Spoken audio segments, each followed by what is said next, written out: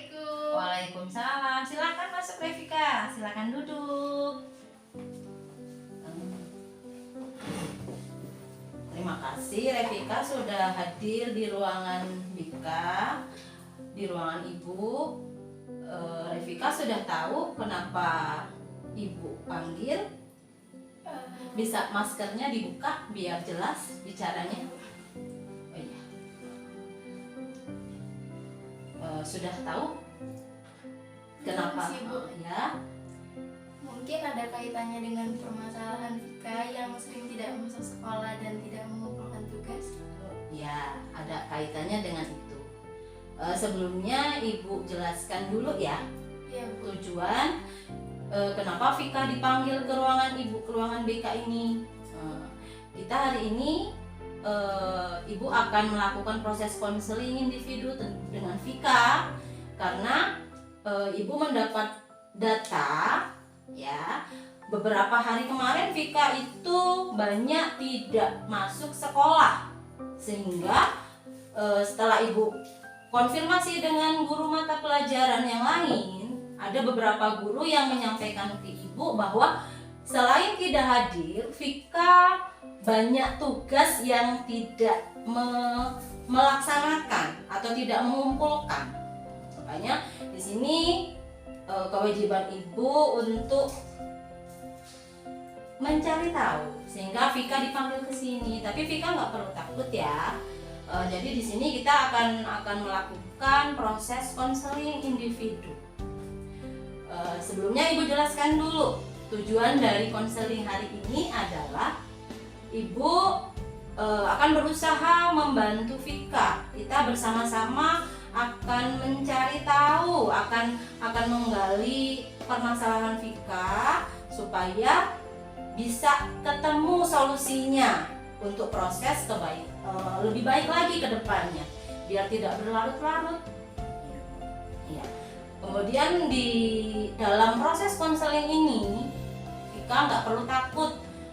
Yang pertama, kami atau Ibu dalam BK itu ada azas yang memang harus kami pegang teguh.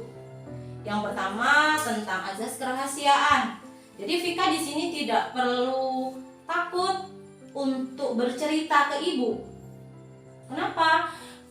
Vika harus bercerita sesuai dengan faktanya atau sesuai dengan yang sebenarnya, nggak perlu ditutup-tutupi. Vika nggak perlu takut nanti apa yang Vika sampaikan kemana-mana atau Ibu sampaikan ke orang lain. Jadi Vika nggak perlu takut karena memang di dalam BK itu ada azas kerahasiaan. Jadi Ibu sebagai konselor harus menjaga kerahasiaan apa yang sudah Vika sampaikan ke Ibu gitu. Jadi nggak perlu takut ya. Kemudian yang kedua di dalam BK itu ada yang namanya azas keterbukaan. Artinya di sini Vika harus terbuka mengutarakan atau menyampaikan informasi berkaitan dengan masalah yang Vika alami pada saat ini gitu. Kenapa? Agar supaya nanti ke depan kita ngobrol nanti ini, kalau Vika terbuka dalam menyampaikan informasi, Vika dan Ibu bisa mencari solusi untuk perbaikan. Kalau informasi yang Vika sampaikan itu valid atau betul, tidak dibuat-buat.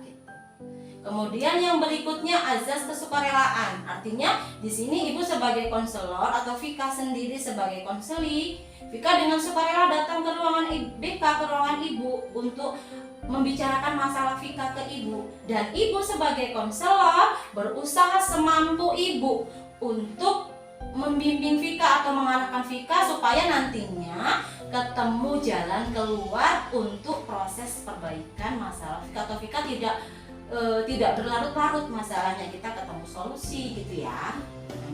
Sebelumnya di sini sebelum kita melakukan proses konseling, di sini ada surat pernyataan yang mana Vika di sini harus istilahnya akan mengisi surat pernyataan persetujuan. Jadi ini memang proses. Jadi tidak ada keterpaksaan ketika Vika datang ke ruangan Ibu. Sudah berdasarkan persetujuan dari Vika, tidak ada paksaan dari siapapun. Ini prosedur di dalam nikah, jadi memang harus tidak ada keterpaksaan, harus memang dengan sukarela konseli untuk datang ke rumah Vika. Silakan Vika isi dulu, Vika baca dulu sehingga tidak ada salah paham. Dibaca dulu dari atas yang agak jelas bacanya ya. Silakan dibaca. Yang keras suaranya. Saya yang tersebut di atas menyatakan setuju dan bersedia untuk terlibat dan berpartisipasi aktif dalam sebagai peserta konseling individu dari awal sampai akhir proses konseling. Konseling individu tersebut akan dilaksanakan oleh Ibu Umi selaku guru BK.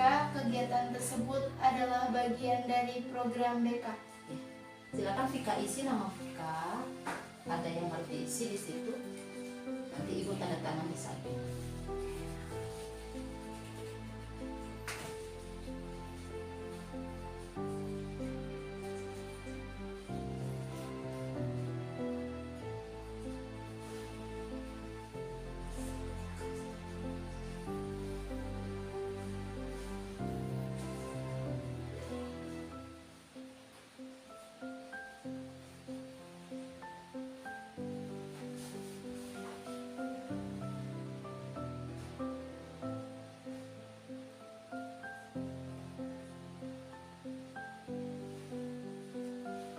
Tanda tangan di sini.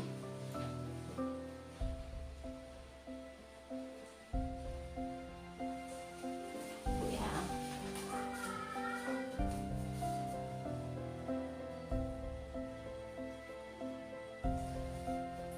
Baik Vika, kita mulai ya. Sudah siap? Siap, Bu. Kabar Vika hari ini gimana? Alhamdulillah sehat, Bu. Sehat, alhamdulillah. Oke, Ibu, kita mulai prosesnya ya. Berkaitan dengan masalah yang sudah Ibu sampaikan di atas tadi, ya. Tujuan tadi kan sudah Ibu sampaikan. Jadi di sini Ibu mau ingin ngobrol gitu sama Vika, ingin mencari tahu, kemudian kita bareng-bareng cari solusi, jalan keluar. Jadi coba Ibu tanya dulu. Beberapa hari kemarin Vika itu banyak tidak hadir. Nah, Ibu ingin tahu yang Vika lakukan apa? Padahal kan tanggung jawab Vika sebagai murid ketika memang hari aktif sekolah itu kan harus hadir ke sekolah gitu loh. Jadi yang ingin Ibu tahu ketika Vika nggak sekolah itu yang Vika lakukan apa di rumah? Coba Vika boleh cerita tapi cerita yang betul, tidak Vika buat-buat gitu, sehingga biar kita bisa sama-sama ngobrol mencari jalan keluarnya. Yang Vika lakukan ketika Vika tidak sekolah itu apa di rumah? Vika bermain. Bermain? Kemudian apa lagi? Ngapain lagi? Vika juga belajar di rumah. Belajar di rumah? Ya. Kenapa belajarnya nggak sekolah? Padahal kan tuh hari aktif sekolah. Kemudian nih Ibu tanya lagi, karena waktu di kelas yang sebelumnya Ibu itu tahu Vika itu termasuk anak yang rajin gitu. Makanya kenapa Ibu pingin cari tahu nih, yang memang sudah kewajiban Ibu sebagai guru BK ya, pada murid-muridnya, Vika kok berubah gitu loh, ada apa gitu. Terus Vika kalau bangun pagi itu jam berapa?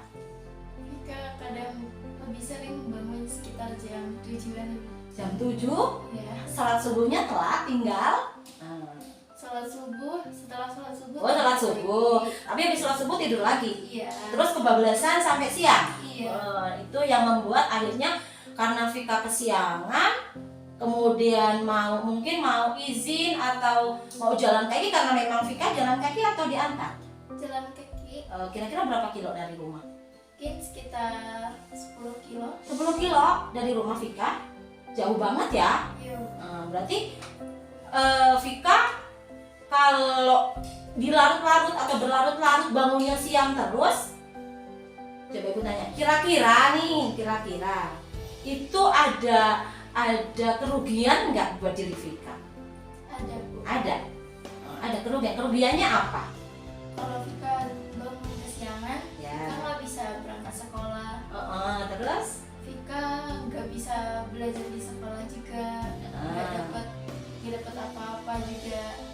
itu Vika sudah tahu ya sebenarnya ya. Iya Bu. Iya.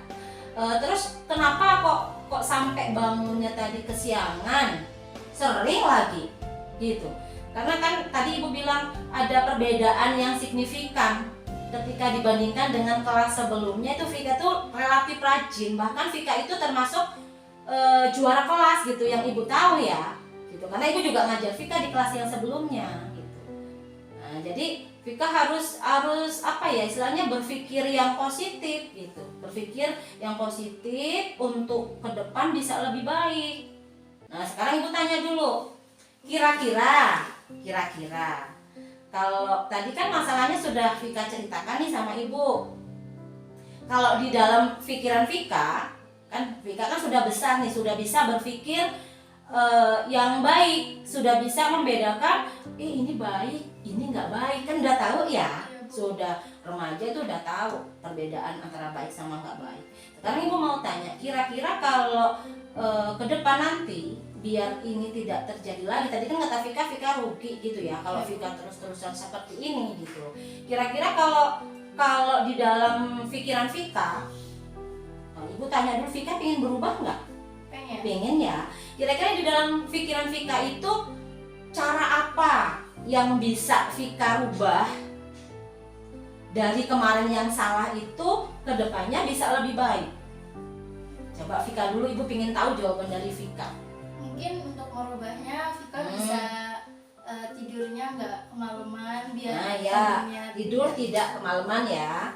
Ibu tulis ya, terus tidur tidak kemalaman. Terus Vika apa harus lagi? pinter-pinter ngatur waktu.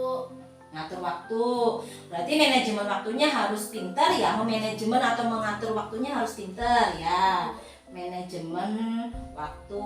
Terus Mungkin melakukan hal-hal yang lebih bermanfaat yang nggak ngerugiin Vika. itu melakukan hal-hal yang positif aja gitu ya. Hanya yang baik ya. Iya. Yang positif. Terus apa lagi?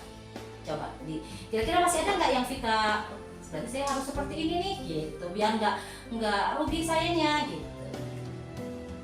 Coba dipikir lagi apa kira-kira. Atau mungkin bangun kan tadi jangan siang-siang supaya kan karena jaraknya terlalu jauh dari rumah. Iya.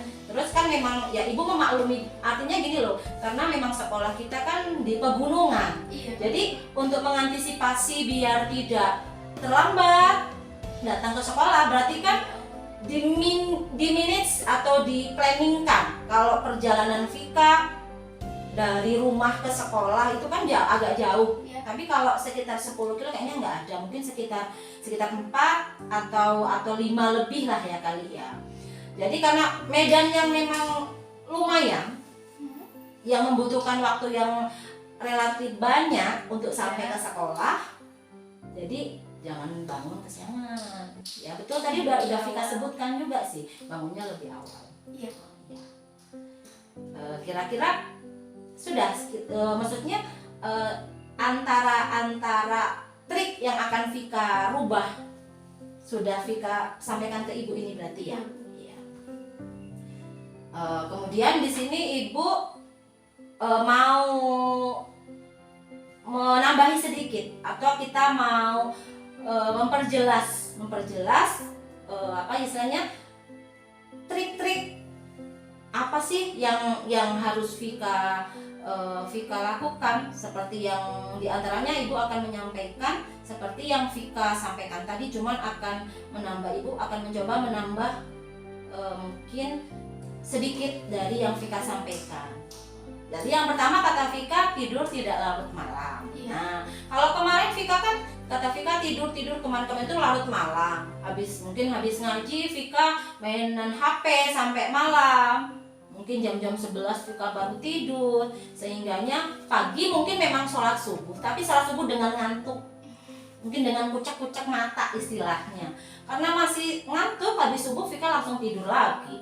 Gitu ya. Iya. Berarti itu harus dirubah. Kira-kira caranya apa? Tidurnya tidak larut malam. Main HP atau gamenya diminimalkan. Jangan terlalu istilahnya waktunya dibuang-buang sia-sia. Gitu. gitu. Terus manajemen waktunya harus diatur, harus bisa mengatur. Manajemen itu kan mengatur, Iya, Bu. harus punya jadwal. Harus punya jadwal dari Vika mulai bangun sampai Vika akan tidur lagi. Tentunya jadwal, kalau Vika ingin lebih baik, jadwalnya itu yang menuju ke arah yang baik. Jadwalnya yang efektif, yang efisien waktu. Iya, Bu. Kalau Vika punya jadwal, insya Allah aktivitas yang kita lakukan itu sudah terarah kemana tujuannya gitu. Kemudian tadi kata Vika yang ketiga, melakukan hal-hal yang positif. Tapi kalau menurut Ibu ya, kalau kita sudah punya jadwal rutin dalam satu hari dan memang keseharian itu rutin dilakukan, ini yang namanya melakukan hal yang positif itu kayaknya selalu akan kita usahakan. Itu loh, Iya, Bu. ya. Selanjutnya coba Ibu tanya ya. Kemauan Vika apa? Setelah Vika datang ke sini nih, kan sudah ngobrol sama Ibu ya. Maksudnya apa yang Vika inginkan berkaitan dengan masalah Vika? Vika pengen ngerubah ini semua biar jadi lebih baik lagi. Terus Dengan Vika kesini juga bikin Vika tenang, ya. bikin Vika lega. Kemudian kedepannya Vika bertekad banget nggak untuk merubah ini? Ya, Bu, Vika pengen banget untuk merubah kebiasaan buruk Vika Ya, menjadi kebiasaan yang baik. yang baik. Iya. Alhamdulillah. Berarti perasaan Vika setelah kita ngobrol, kita saling istilahnya Vika memberikan informasi ke Ibu, Vika mengungkapkan keinginan Vika. Ya. Terus perasaan Vika jadi sudah saya lega, Lega. kemudian lagi nggak ada beban gitu ya. Iya, Bu. Kalau kemarin sebelum Vika ngobrol, sebelum Ibu, artinya ngobrol sama Ibu kesini, gimana? Vika ada nggak rasa, "Ih, nanti saya ketinggalan pelajaran, saya kemarin nggak." Iya, Bu. Iya, ada perasaan seperti itu. Ada, Bu, perasaan seperti Ya, itu. jadi sedikit ibu istilahnya menyimpulkan ya, artinya begini, dalam keseharian kita ya, apalagi kalau Vika kan anak sekolah ya, Iya. ada banyak hal yang memang harus di-manage, artinya di-planningkan untuk aktivitasnya untuk bisa berjalan lebih baik. Jadi Vika kedepannya itu harus bisa mengatur waktu, memanajemen waktu dengan baik. Terus nggak perlu takut ketika Vika dihadapkan dengan permasalahan. Itu permasalahan tidak atau jangan dibiarkan saja, karena setiap masalah itu ada jalan keluarnya. Karena itu proses pendewasaan kita. Ketika masalah yang kita hadapi bisa selesai, berarti kita naik satu tingkat. Karena nanti kedepannya kita nggak nutup kemungkinan diuji lagi dengan masalah yang mungkin lebih berat dari ini. Jadi pesan Ibu, belajar untuk memanage waktu dengan baik. Rencanakan keinginan-keinginan kita, keinginan-keinginan Vika dari sebelumnya. Supaya apa? Supaya hasilnya bisa maksimal. Supaya juga waktu yang bergulir nih, waktu itu kan nggak akan pernah kembali nih ya. Waktu pasti berjalan ke depan, Iya, Bu. nggak kembali. Itu kita tidak rugi kalau kita memperoleh hal yang baik. Siap berubah? Siap, Bu. Siap. Kemudian di sini Ibu ada lembar ya. Ini lembar namanya lembar penilaian proses. Ini harus diisi oleh Vika tanpa ada paksaan dari siapapun. Itu yang akan Vika isikan berkaitan dengan yang ada di hati Vika setelah melakukan proses konseling hati.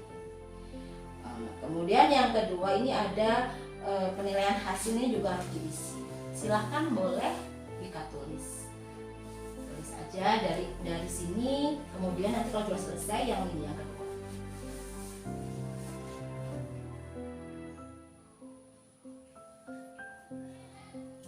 Langsung ke sini. Langsung ke sini. Ya, itu dibaca dulu ya. ini ada poin istilah dengan yang ada di pikiran Vika setelah kita melakukan proses tadi. Jadi nggak ada paksaan. Ini keterangannya di sini. Ini kalau STS sangat tidak sesuai. Nanti yang ada di sini itu sesuai nggak dengan isi hati Vika setelah proses kita. Kemudian yang berikutnya ini kan ada ini-nya. Nah ini poinnya. Gitu. Jadi ibu akan mencari tahu apakah proses kita itu berhasil atau tidak gitu loh.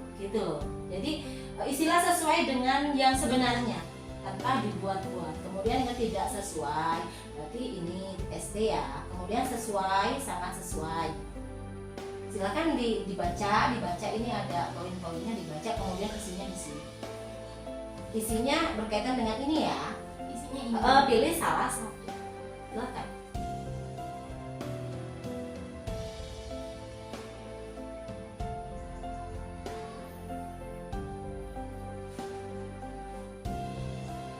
Kemudian yang berikutnya.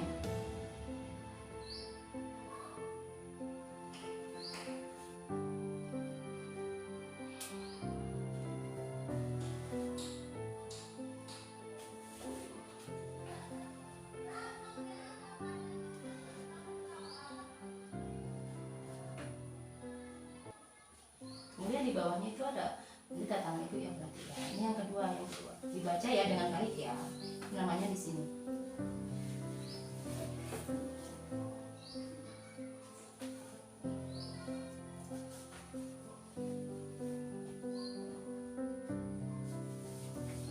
Kemudian di situ ini sama tadi seperti tadi.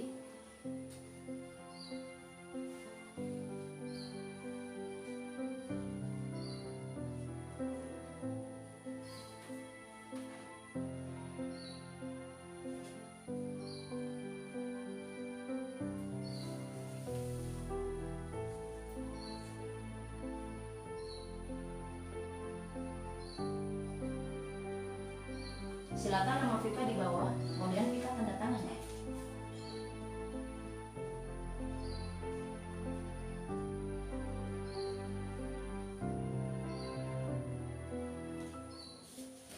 Terima kasih. Untuk yang berikutnya, Ibu mau menyampaikan ke Vika ya. Jadi ini kan pertemuan kita pertama ya. Iya, Bu. Kedepannya setelah kita ngobrol tadi ya. Ibu akan mungkin kita akan cari tahu lah. Bahasanya kita akan membuktikan dari apa yang sudah kita bicarakan tadi berkaitan dengan misalnya tadi seperti solusi Vika diantaranya yang sudah Vika sebutkan tadi kan akan Vika lakukan. Jadi nanti hasilnya akan ketahuan. Nah, nanti mungkin kedepannya ada pertemuan yang kedua atau konseling kedua. Vika kira-kira bersedia nggak kalau seumpama nanti bertemu Ibu lagi di ruangan ini? Bersedia, Bu. Dengan paksa atau sukarela? Sukarela, Bu. Sukarela. Mudah-mudahan proses konseling kita hari ini itu membuahkan hasil yang positif agar kedepannya Vika bisa berubah untuk lebih baik sehingga berpengaruh dengan masa depan Vika. Kalau Vika bisa manajemen waktu dengan baik, kemudian apa-apa yang menjadi kewajiban Vika lakukan dengan baik, insya Allah Vika akan menuai hasil dari yang Vika lakukan. Ya, Bu. Baik, Ibu ucapkan terima kasih Vika sudah datang ke sini. Semoga Vika istilahnya sudah lega, kemudian Vika punya tekad untuk merubah lebih baik. Iya, Bu. Silakan boleh meninggalkan ruangan ini. Terima kasih banyak ya. Iya, Bu.